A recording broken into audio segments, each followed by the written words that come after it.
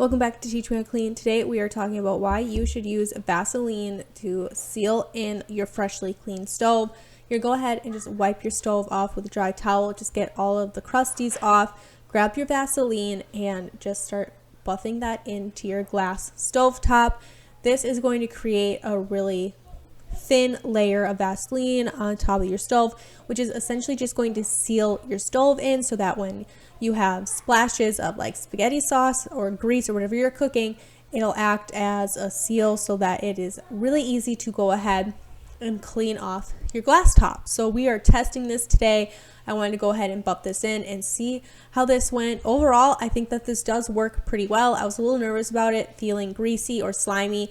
It takes a little bit of time to buff in, so as long as you buff it in really well, it doesn't leave a film or a residue on top of your glass stovetop. Thank you guys so much for watching, and I will see you guys in the next one.